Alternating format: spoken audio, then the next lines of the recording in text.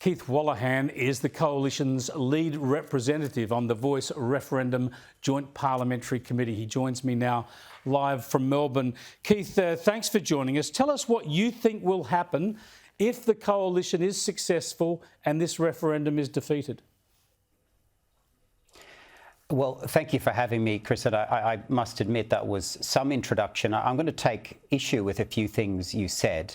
The only thing that matters on the night of the referendum or the next day is that we can all agree that the Australian people got it right. That's what happens in a democracy.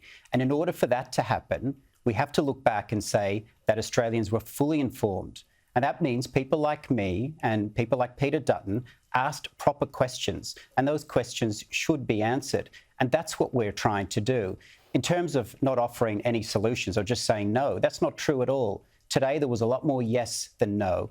It may be boring to some people to hear it again, but for this Parliament and this Coalition to say that it's bipartisan support for recognition in the Constitution, that, to my mind, is a significant thing. Well, as I pointed out, that's been consistent from the Coalition for 2 decades. That's nothing new. And the whole point is this is the only recognition that's on offer. This is the recognition that Indigenous Australians have come to a consensus on, and you're rejecting it. I want to go back to this question about the outcome of the referendum. If this is defeated, what do you think the next steps would be after that referendum night? Well, I have to take issue with some of the premises in your introduction and including that question just then. The Coalition, along with the Nationals, have some of the highest representation of Indigenous Australians.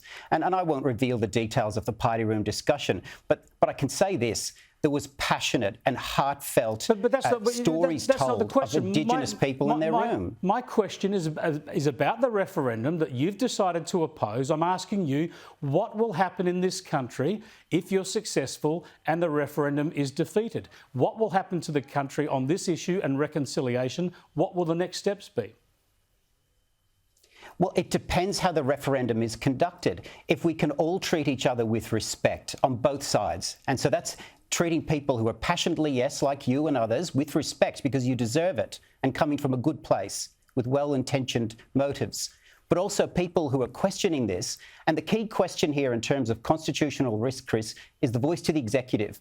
I'm sure that if we were presented a model that wasn't the voice to the executive, there would have been a different outcome today. And that's on the government. The government is the body that is putting this wording together and putting this question to the Australian people. Well, you're on the Joint Parliamentary Committee. You're the lead Coalition member there. If you can go through that committee and get the words executive government taken out of the clause, would you then offer bipartisan support for the referendum? Well, we'll see if that happens. Because the indications from the Prime Minister and the government is that there isn't an open mind and an open heart to this. And can I give a comparison? But you've ruled that out yourself. You've ruled it out. You've said you're going no now. You've actually ruled that out before you've started that committee process.